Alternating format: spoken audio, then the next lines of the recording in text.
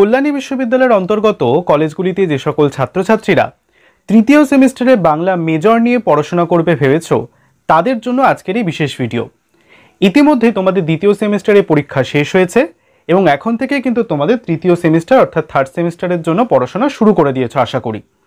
আজকে থেকে আমরা তোমাদের জন্য তৃতীয় সেমিস্টারের বাংলা মেজর পেপারের বিভিন্ন রকমের যে ক্লাস সেগুলো কিন্তু আপলোড করতে থাকবো। ইতিমধ্যে আমাদের চ্যানেলে কিন্তু তৃতীয় সেমিস্টারের যে নতুন সিলেবাস তোমাদের ইউনিভার্সিটি থেকে প্রকাশ করা হয়েছে সেটা নিয়েও আলোচনা করা হয়েছে। তোমরা যদি না দেখে থাকো তাহলে কিন্তু অবশ্যই ভিডিওর আই বাটনে এবং ডেসক্রিপশন বক্সে লিঙ্ক দেওয়া আছে, তোমরা কিন্তু সেখান থেকে চাইলে সিলেবাসের ভিডিওটা দেখে নিতে পারো। আজকে তোমাদের সেই সিলেবাসের অন্তর্গত যে প্রথম টপিকটি রয়েছে সেটা হচ্ছে তোমাদের পড়তে হবে এবার ছন্দ এবং অলঙ্কারের কথা। সেখান থেকেই প্রথম ক্লাস আজকে আমরা ছন্দ সম্পর্কে কিছু আলোচনা করব। নমস্কার বন্ধুরা, বেঙ্গলি স্টাডি উইথ জি চ্যানেলে তোমাদের সকলকে স্বাগত জানাই। ভিডিওটা শুরু করার আগে একটা অনুরোধ, ভিডিওটা ভালো লেগে থাকলে অবশ্যই ভিডিওটিকে একটি লাইক করে বন্ধুদের সঙ্গে শেয়ার করতে ভুলবে না। চ্যানেলে যদি নতুন হয়ে থাকো তাহলে অবশ্যই চ্যানেলটিকে সাবস্ক্রাইব করে পাশে থাকা বেল আইকনটি প্রেস করে চ্যানেলের সঙ্গে থাকবে। তাহলে ভিডিওটা শুরু করার আগে তোমাদেরকে আমি বলবো তোমরা কিন্তু অবশ্যই খাতা পেন নিয়ে এই যে তোমাদের আমি নোটসগুলো দেব ছন্দ সম্পর্কে বোঝানো শেখানো সম্পূর্ণ যে তথ্যটা দেব সেগুলো কিন্তু লিখে নেবে এবং এমনভাবে তোমরা বুঝে যাবে আজকের এই ক্লাসটার মধ্যে থেকে ছন্দের প্রথম আলোচনা, যাতে ইন ফিউচার তোমাদের ছন্দ সম্পর্কে আর কোনো অসুবিধা কিন্তু হবে না। তাই বলবো খাতা পেন নিয়ে তোমরা কিন্তু সমস্ত যে নোটটা আমি বলছি, যেভাবে বলছি, যেভাবে বোঝাচ্ছি, যেরকম উদাহরণ দিচ্ছি সবটা কিন্তু তোমরা যদি এখান থেকে বুঝে নাও তাহলে কিন্তু কোনো অসুবিধায় আর হবে না। তাহলে চলো দেরি না করে ভিডিওটা শুরু করা যাক। দেখো, সম্পূর্ণ নোট আকারে তোমাদের জন্য কিন্তু আমি ছন্দ একেবারে বোঝানোর জন্য রেডি করে রেখেছি। প্রথমে বলছি কল্যাণী বিশ্ববিদ্যালয় বাংলা মেজর তৃতীয় সেমিস্টার। আজকে তোমাদের একদম ছন্দের যে প্রাথমিক ধারণা অর্থাৎ ছন্দ কি তার রুট লেভেলগুলো কিন্তু সবটাই এখানে আলোচনা করার চেষ্টা করব। প্রথমে দেখো বলছে ছন্দ কি। সাধারণভাবে আমরা কিন্তু ছন্দ সম্পর্কে সবাই কম বেশি পরিচিত। আমরা ছোটবেলায় আমাদের দিদা ঠাকুমাদের কাছে বিভিন্ন রকম ছড়া গান এগুলো শুনেছি, বড় হয়ে আমরা রাইমস পড়েছি, কবিতা পড়েছি এবং আমরা কিন্তু অনেক ক্ষেত্রে ক্লাস 11-12 লেভেলের সনেট, চতুর্দশপদী কবিতা, বড় বড় কবিতাও কিন্তু পড়ে এসেছি। খেয়াল করে দেখবে প্রত্যেকটা কবিতার মধ্যে একটা কেমন মিল রয়েছে না? সেটা অন্তমিল হতে পারে, কি সুন্দর শব্দগুলো বিন্যাস করে পরপর সাজালে বেশ সুন্দর শুনতে লাগছে। এটাই কিন্তু বলা হচ্ছে ছন্দ। ছন্দ কিন্তু একেবারে শ্রুতিগ্রাহ্য, অর্থাৎ এর মধ্যে কিন্তু আমরা বানান বর্ণ এসব কিচ্ছু দেখব না, আমরা একমাত্র শোনার ওপর ডিপেন্ড করে কিন্তু ছন্দকে নির্ণয় করতে পারি। বোঝা গেল?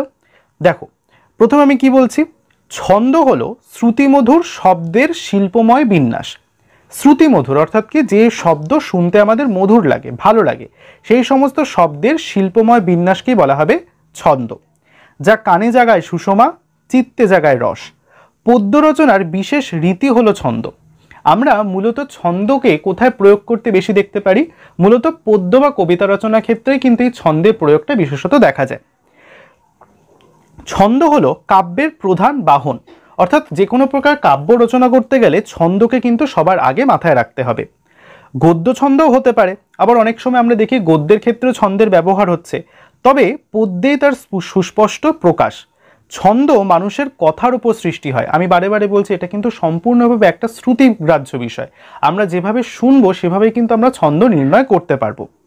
প্রথমেই তাহলে বোঝা গেল যে ছন্দ হচ্ছে একটা শ্রুতিগ্রাহ্য বিষয় যা মানুষের কথার উপর নির্ভর করছে। তা মূলত কানে শোনার বিষয়।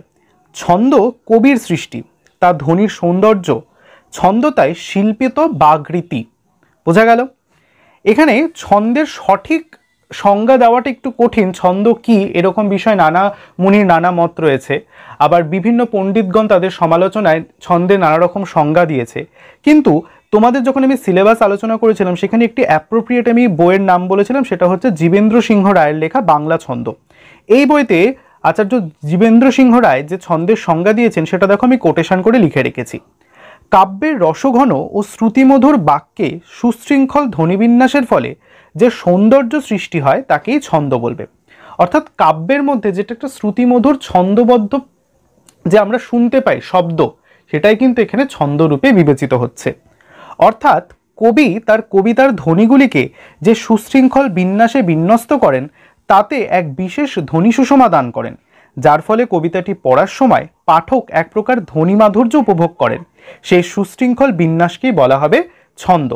তোমরা একটু খেয়াল করে দেখো, যে কোনো প্রকার কবিতা হতে পারে, যে কোনো প্রকার ছড়া হতে পারে, প্রত্যেকটা কবিতা বা ছড়ার মধ্যে একটা অন্তমিলযুক্ত পদ থাকে। সেই অন্তমিলযুক্ত পদগুলো যখন আমরা পাঠ করি সেটা কিন্তু বুঝতে আমাদের বেশি সুবিধা হয় এবং বেশ মনেও রসঘন একটা অনুভূতি সৃষ্টি করে। এটাকেই কিন্তু আমরা বাংলা ভাষায় ছন্দ বলবো। তোমাদের একটা উদাহরণ দিয়ে বোঝানো যেতে পারে। ধরো, তোমরা খেয়াল করে দেখবে আমরা প্রতিদিন যে কথা বলি তা ভেবে চিন্তে সাজিয়ে গুছিয়ে কিন্তু সেরকমভাবে বলি না। যে কোনো শব্দ যেমন খুশি আমরা ব্যবহার করে থাকি। সেজন্য কোনো নিয়ম বা আদর্শ কিন্তু আমাদের মানতে হয় না। আমাদের উদ্দেশ্য হচ্ছে শ্রোতাকে যে কোনো প্রকারে বক্তব্যটি বোঝাতে হবে। যেমন ধরো, এখানে একটি সাংসারিক কথাবার্তার একটা উদাহরণ দিয়েছে আমি, দেখো। বলছে, রাগ করো না, তোমার পায়ে পড়ি, কি করলে টাকা আসবে, তুমি উপায় বলো, সোনা দানায় ঘর ভর্তি করে দেব। দরিদ্রের বা দারিদ্রতাপূর্ণ এই জীবনের স্ত্রীকে কথাটি বলেছে তার এক স্বামী। মুখে যা এসেছে সে তাই কিন্তু বলেছে, চমৎকার করে, তাতে কিছু কায়দা করেনি। কিন্তু শব্দগুলিকে কোনো নিয়মে আনতেও হয়নি তাকে, মিষ্টি মধুর শব্দও সে খোঁজেনি। কিন্তু এই কথাটি যখন আমরা প্রকাশ করবেন কোনো কবি, তখন তিনি কিভাবে প্রকাশ করবেন দেখো। আমি ঠিক পরে পয়েন্টটা লিখেছি, ছন্দে ফেললে হবে, ধরা নাহি দিলে ধারিব দুপায়, কি করিতে হবে বলো সে উপায়, ঘর ভরি দিব সোনায় রূপায়, বুদ্ধি যোগাও তুমি। এটি রবীন্দ্রনাথ ঠাকুরের একটা পদ, যেটাকে আমি গদ্যের ওপরে ট্রান্সলেট করেছি। তাহলে দেখো, খেয়াল করলে বোঝা যাবে যে তখন এই শব্দগুলি হয়ে উঠল শ্রুতিমধুর, যখন কোনো কবি এটাকে ছন্দবদ্ধ পদের মধ্যে ফেলে দিল। সেগুলোকে তখন তিনি সাজালেন একটি নির্দিষ্ট নিয়মে। তখন স্বামীর এলোমেলো কথাই হয়ে উঠল এক চমৎকার শিল্পরূপ। তখন কথাটা হলো সোনার মতো কানে লাগার মতো, আর সেই শিল্প থেকেই সৃষ্টি হলো রস। তখন শ্রোতার বুঝতে ভালো লাগলো বক্তব্যের বিষয়টি। এটাই হলো মূল ছন্দ। বোঝা গেল? এবার ছন্দ আলোচনার ক্ষেত্রে ছন্দের বিভাজন রূপে তোমাদের অনেকগুলো টপিক দিয়েছে। আস্তে আস্তে সম্পূর্ণ ক্লাসগুলো আমরা করাবো। আজকে যে টপিকটা নিয়ে বিশেষত আমরা আলোচনা করব সেটা হচ্ছে প্রথম যে টপিক, অক্ষর বা দল কি, এটা নিয়ে আজকে আমাদের মূল আলোচনা। দেখো, অক্ষর বা দল বলতে আমরা প্রথমে তার সংজ্ঞা একটা নিরূপণ করতে পেরেছি। সেখানে বলছে, বাকযন্ত্রের স্বল্পতম প্রয়াসে বা এক ঝোঁকে শব্দের যেটুকু অংশ উচ্চারিত হয় তাকে অক্ষর বা দল বলা হয়।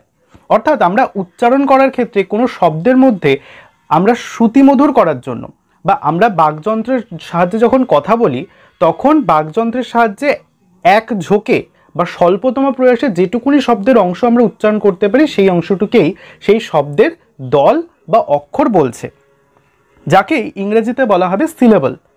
বাংলা ধ্বনিবিজ্ঞানের মতে অক্ষর হচ্ছে বাক্যের অণু, অর্থাৎ একটি বাক্যের মধ্যে তার অণু পরমাণু যাই থাকুক না কেন, সবটাই কিন্তু এই শব্দের অক্ষর বা দলের ওপর নির্ভর করছে।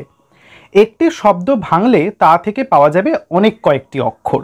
তাহলে বোঝা গেল অক্ষর কাকে বলছে। ধরো একটি শব্দ, সেই শব্দটিকে আমরা আমাদের বাকযন্ত্রের স্বল্পতম প্রয়াসে এক ঝোঁকে যতটা উচ্চারণ করতে পারছি, সেটাই কিন্তু সেই শব্দের অক্ষর বা দল বোঝাচ্ছে। উদাহরণ সহযোগে যদি বলি তাহলে সেটা তোমরা আরো ভালো করে বুঝতে পারবে। দেখো, যেমন বলছে জননী, এটা একটা শব্দ। আমরা জননী শব্দটাকে কিভাবে উচ্চারণ করি? জননী। দেখো, বাকযন্ত্রের স্বল্পতম প্রয়াসে তোমরা যদি নিজেরা থেকে প্র্যাকটিস করে এখন থেকে উচ্চারণ করো, দেখো খেয়াল করবে জননী শব্দটা আমরা কিভাবে উচ্চারণ করি। একটু ভেঙে ভেঙে উচ্চারণ করো, জ-ন-নি।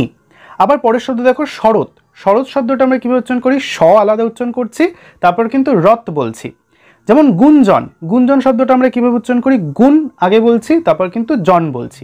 অর্থাৎ একটা শব্দকে আমরা যতটা স্বল্পতম প্রয়াসে উচ্চারণ করতে পারছি, সেটাই কিন্তু তার অক্ষর। অর্থাৎ জননী শব্দের বর্গের জ, দন্তের ন এবং দন্তের নয় দীর্ঘে, এই তিনটে হচ্ছে তার অক্ষর বা দল। দল কথার অর্থ হচ্ছে পাপড়ি। পাপড়ি কেমন? যেমন একটি ফুলের অনেকগুলো পাপড়ি থাকে, সেটা নিয়ে সম্পূর্ণ ফুলটা গঠিত হয়, তেমনি দলই হচ্ছে একটি শব্দের পাপড়ি। যখন এই পাপড়ি বা দলগুলো পাশাপাশি বসে, তখন একটি নতুন শব্দ সৃষ্টি হয়। যেমন বিউটিফুল, ইংরেজিতেও আমরা সেটাকে সিলেবলে ভাঙতে পারি। কিভাবে উচ্চারণ করি? বিউটিফুল। এবার আমরা জানবো দল প্রধানত কত প্রকার। দল প্রধানত দুই প্রকার, একটা হচ্ছে মুক্ত দল, আর একটাকে বলা হবে রুদ্ধ দল। এবার আমরা সংজ্ঞায় লিখব মুক্ত দল কাকে বলে। লিখব যে সমস্ত দলের শেষ ধ্বনি মুক্তস্বর বা স্বরান্ত অক্ষর তার নাম মুক্তদল। স্বরধ্বনি থাকবে, সব সহজেই বোঝা যাচ্ছে এটা। অর্থাৎ যে সমস্ত শব্দকে আমরা যখন অক্ষর বা দলে ভাঙছি সেই অক্ষরটির শেষ অক্ষর যদি স্বরধ্বনি বা স্বরান্ত অক্ষর হয় তাহলে তাকে আমরা বলবো মুক্তদল। যেমন ধরো উদাহরণে বলছে অগ্নি, অগ্নিটাকে আমরা ভাঙবো কিভাবে? বাকযন্ত্রের স্বল্পতম প্রয়াসে উচ্চারণ করলে অগ্নি। তাহলে দেখো নি শব্দটা দিয়ে শেষ হচ্ছে এবং নি শব্দটা ইকারান্ত শব্দ, নয় হস্যি রয়েছে, তাহলে হস্যি তো স্বরবর্ণের অন্তর্গত, তাই দন্তের নয় হস্যি এ নিটা হচ্ছে মুক্ত দলের অন্তর্গত। পরবর্তী দেখো আলতা, আল তা এভাবে উচ্চারণ করছি আমরা, তাহলে আলতা তা বর্ণটা শেষ হচ্ছে আকার দিয়ে, তাহলে আও তো একটা স্বরধ্বনি, তাহলে এটা হচ্ছে মুক্তদল। দেখো যেগুলো মুক্তদল আমি নিচে আন্ডারলাইন করে রেখেছি। আবার দেখো ইন্দু, ইন্দু শব্দটা আমরা কিভাবে ভাঙছি?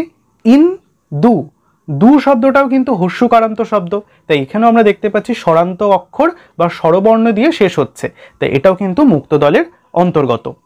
এবার আমরা জানবো রুদ্ধদল কাকে বলছে। বলছে যে দলের শেষে রুদ্ধস্বর বা হলন্ত অথবা ব্যঞ্জনান্ত বা ব্যঞ্জনধ্বনি দিয়ে শেষ হচ্ছে। তাহলে মুক্ত দলের ক্ষেত্রে আমরা দেখছি স্বরবর্ণ দিয়ে শেষ হচ্ছে বা স্বরধ্বনি দিয়ে শেষ হচ্ছে, এবং রুদ্ধ দলের ক্ষেত্রে আমরা দেখব ব্যঞ্জন বর্ণ বা ব্যঞ্জনান্ত পদ দিয়ে শেষ হবে, তাকে আমরা বলবো রুদ্ধ দল। যেমন দেখো আমরা পূর্বের উদাহরণটাই নিতে পারি অগ্নি। যেমন দেখো অগ্নি, তাহলে অগ যে শব্দটা আছে সেটা গয় হসন্ত, গ একটা ব্যঞ্জন ধ্বনি, তাই গ যে দিয়ে যেহেতু শেষ হচ্ছে তাই অগ শব্দটা হচ্ছে রুদ্ধ দলের অন্তর্গত। তারপরে দেখো রয়েছে ঐকান্তিক, আমরা কিভাবে ভাঙি ঐকান্তিক শব্দকে স্বল্পতম প্রয়াসে উচ্চারণ করতে গেলে? ওই কান তিক, তাহলে দেখো কান এটা এখানে দন্তের ন দিয়ে শেষ হচ্ছে এবং তিক এটাও কিন্তু ক দিয়ে শেষ হচ্ছে, দুটোই ব্যঞ্জন ধ্বনির অন্তর্গত, তাই এই দুটো হচ্ছে রুদ্ধ দল। পরবর্তীতে দেখো ঔদারিক, ঔ দা রিক এভাবে আমরা উচ্চারণ করছি, আর একটু ভালোভাবে ভাঙলে বোঝানো যাবে।